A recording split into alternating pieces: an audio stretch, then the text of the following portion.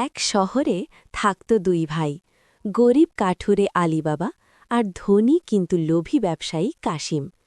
একদিন জঙ্গলে কাঠ কাটতে গিয়ে আলীবাবা দেখতে পেলেন ৪০ জন ডাকাত একটি গুহার সামনে এসে মন্ত্র বলল, খুল যা সেমসেম।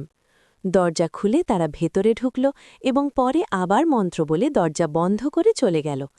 ডাকাতরা চলে যাওয়ার পর আলীবাবা কৌতূহল ও সতর্কতা নিয়ে একই মন্ত্র বললেন।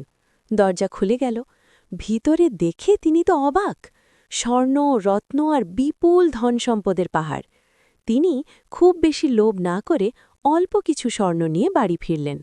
ঘটনাটি তার ভাই কাশিম জেনে যায় এবং লোভে পড়ে কাশিম নিজেই গুহায় গেল আরও স্বর্ণ রত্ন আনার জন্য।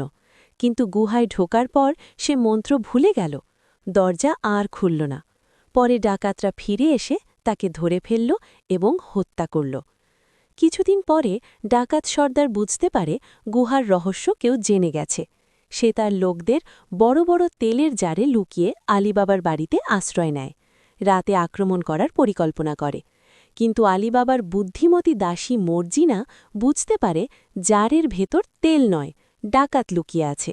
সে গরম তেল বানিয়ে একে একে সব জারে ঢেলে ডাকাতদের শেষ করে দেয়। ফলে আলীবাবা ও তার পরিবার বিপদ থেকে রক্ষা পায়। বন্ধুরা, এই গল্প থেকে আমরা শিখতে পারলাম অতি লোভ সর্বনাশ ডেকে আনে, আর বুদ্ধি ও সাহস আমাদের বিপদ থেকে রক্ষা করে।